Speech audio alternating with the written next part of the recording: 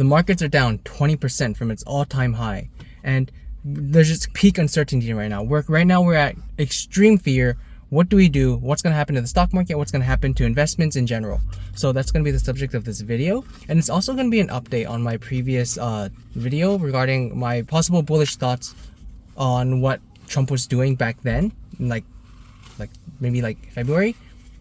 And kind of a little bit, I'm also going to touch on tariffs in general as well. So in my previous video, I was talking about how the one bullish thing I could think of regarding the tariffs is that they were just a negotiating tactic for hopefully bringing free trade back to the world, removing all tariffs in general. My thought process was basically, if you enact insane tariffs on the world, and then you label it as reciprocal tariffs, then that would make it so that would encourage other countries who actually still want to do business with America to seeing the word reciprocal. If they bring down their tariffs, then the United States would bring them down as well, right? I did not expect or forecast it to get that big. Is that a mosquito? Is that mosquito inside or outside? Okay, it's outside, thank God. Anyways, I did not expect the tariffs to be that massive, right? And for him to actually enact it, I thought that he would just threaten, and then the other countries would reduce their tariffs before the tariffs actually got enacted. But this is what happened, right? Now, there is extreme fear right now, and people are really worried. And I'm gonna make the bullish thought.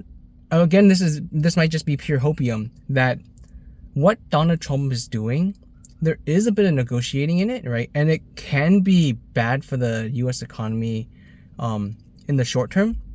But I think that what he's doing is actually going to be really bullish for the global economy as a whole. Maybe not for the United States. It will create some short-term setbacks, right? Because you'll have less trading partners. There'll be a lot of uncertainty. Like, people will label the United States economy or the United States government as uncertain, as problematic, as almost an enemy, right? But I think that those tariffs, you can already see the effects of it right now, right? You have Japan, Korea, and China working together. If you know anything about the history of Japan, Korea, and China, them working together is massive, right? And I think that that's really good for their relationship and their trade, right? You also see countries in Europe who previously they relied heavily on the United States backing and the United States help.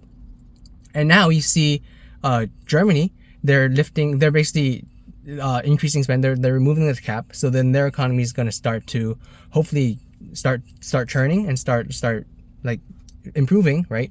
You see the rest of Europe actually putting more investments into things like defense, into things like just into the economy in general, right? Because you don't have this kind of, I guess in a way, I see that previously the United States was kind of a handicap for a lot of the world, right? Like, for example, a lot of countries, they relied on the US military. And I think that if those countries start to invest more in their military and more onto military spending, and also just more onto their economy in general, that could be really bullish, right? There is this idea of a wartime economy, and oftentimes a wartime economy is very, very strong. In fact, the United States hasn't left the wartime economy forever, right? Because during a wartime economy, you create a lot more jobs for like building tanks, building missiles, building weapons, building all these things, right?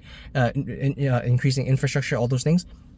So when you do see the rest of the world kind of weaning off of, or they stop depending on the United States for this military aid, for this economic aid, for all these things, and they start relying on maybe each other or relying on themselves, then hopefully that will increase their economy as a whole, right? The other thing is, I also think that hopefully, again, like this is pure hopium. I hope it's not pure hopium, but you do see some other effects, right? You see Taiwan, they just removed all tariffs from, I think, all their goods other than semiconductors, and I think that's one of the things that Donald Trump was going for. I hope, right? Please don't just be batshit crazy. I said this in my previous video but bajillion times. Please don't be batshit crazy. But like, Taiwan is submitting to or they're starting to play ball with America with those tariffs, right? If they remove their tariffs, and then hopefully, I just hope that, please, Donald Trump, please just remove the tariffs. If you see that, just remove the tariffs as well. That'd be awesome. But again, there is a bit of uncertainty. You never know, right? Like the administration, they could always just pull a rabbit out of their hat and just be like, "Ah, screw you. Nope, I don't care about your I don't care that you lowered your tariffs. We're gonna keep our tariffs." You never know. Anything could happen, right? But hopefully you see that. I think what's gonna happen, these are all predictions, right? Is the countries that are actually super dependent on America, right? For example, I guess Taiwan, you can see they're backed by basically the American military, right? And like them being so close to China, which is basically their I wouldn't say enemy, but like another big massive block of uncertainty, right? Them playing ball and submitting to America is one of those things that I think Donald Trump had in mind. But other countries that actually still want to do business with America, they will hopefully also reduce tariffs as well, right? There's countries in Europe, there's countries in Asia, there's countries all over the world that want to do business with America, and hopefully the Taiwan removing their tariffs is a not a signal, but like a what do I say? It's hopefully that's like the beginning of like a domino block, and hopefully you see other countries follow suit. Again, it's still uncertain, but I still want to stay optimistic, and I don't want to submit to pure fear, right?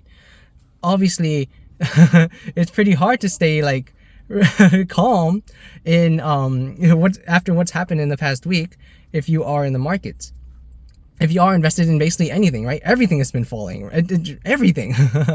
So I just want to say, like, I guess there is still a bullish path way out of our current scenario, our current situation, and just play everything by ear, right? Obviously, you don't want to bet the farm, but there's nothing wrong with DCA, right? DCA has always been a relatively good strategy for playing the markets, right?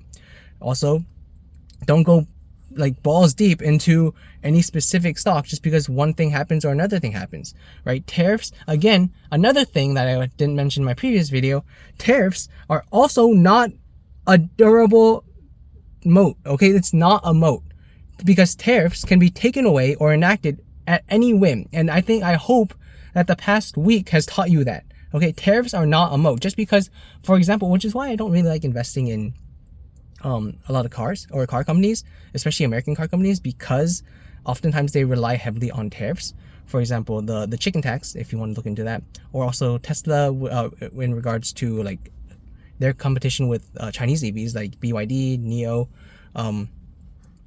That tariff is basically one thing that's keeping Tesla up, in my opinion. But like, just play by ear, right? Always stay calm, right? Don't freak out. Don't let your emotions guide you, and just invest in companies that you think are really strong and you think are really durable. That's it. That's gonna be my update on my bullish thoughts on Trump. Hopefully he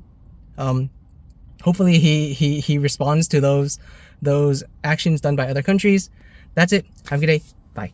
Addendum, I forgot to mention that another benefit of what's happening globally is hopefully if we set up these tariffs, right, and then as I said before, as the examples that I referenced, Japan, China, and Korea working together, you see Germany removing their cap, and then hopefully their economy is going to get stronger, is you no longer have this centralized point of failure for the world economy.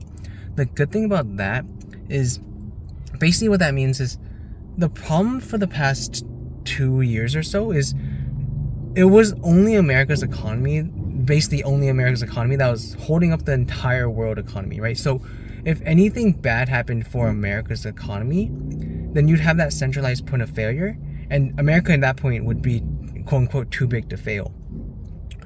So basically if America's economy went down, the entire world economy would be down. But if we have stronger economies across the world, across multiple countries, then even if one of those countries enters a bad like recession or even depression, then that won't spell destruction for the entire world economy. And I think that's also a really good benefit that a lot of people are overlooking. So yeah, it's just some points to be hopefully stay a little bit bullish. But those are my thoughts. Those are my opinions on the current state of the economy, the current state of like global economy. What do you think? Yeah, that's it. Have a good day. Peace.